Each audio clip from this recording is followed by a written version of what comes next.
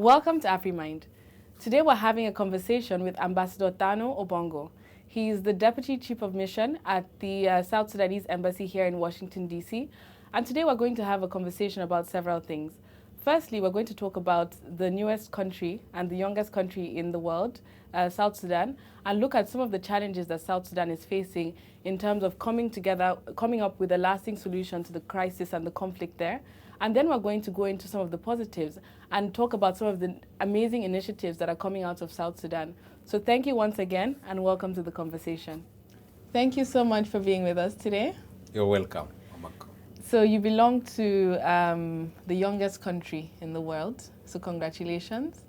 After many years of fighting and conflict and many lives lost, the question I have for you is, are the South Sudanese better off? Are they better off now compared to when they were under the old Sudan? Thank you, Obongo, for this opportunity, and it is my pleasure and honor to welcome you in the embassy here. Well, the South Sudan is better off, of course, than being under the United Sudan because of several reasons. First, during the years we were under Sudan, we have gone through some political, social, and economic marginalization. Therefore, when the referendum came in 2010, South Sudanese overwhelmingly voted for the separation because they have thought that being a new state will be much better off than being under the marginalization and the colonialism of the Arab in Khartoum. So we are better off because politically, socially, and economically we are now independent entity. For this reason we are better off, even though we have some challenges to overcome. So one of the challenges is conflict. So we've seen conflict both between at the border, heightened at the border between South Sudan and Sudan.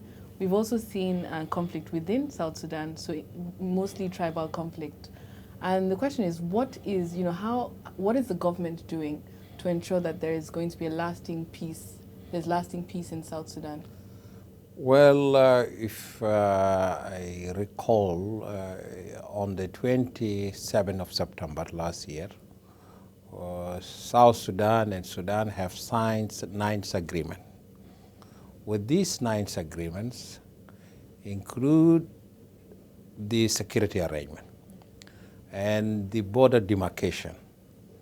And we agree that there will United Nations, African Union will have forces for monitoring the border, and we agree that both parties will move 14 miles from each border so that that area become non-military zone, while the United Nations or African Union will come in and then demarcation can go on. But unfortunately, the Khartoum government did not honor the agreements. So, but recently, 2 weeks ago, we have also agreed with them. So hopefully it seems that this time they have changed their hearts, and we hope they will continue with that so that the two countries will benefit from the trade and from the a lot of things, because we have 5 states bordering northern Sudan. And I believe northern Sudan, their market is in South Sudan. It will be for the both interests to have a good relationship between the two countries. What about within South Sudan? So the tribal conflict, for example. Yes, we have our own problems that we are 60 tribes. And of course, as we are on the journey to build a new nation, and we are on the journey to build a new state where all these tribes can come together and they have a pledge to this flag that not to their tribe. Yeah. So it is not easy. It is one of the challenges that facing us. And now the government, this next month, coming up with a conference. That conference, it is called Reconciliation and Healing, where all the political parties, where the ethnic groups will come together, and then people can think together with the government how the South Sudan and how these beautiful tribes, 6 tribes, can coexist together under this new nation of the Republic of South Sudan.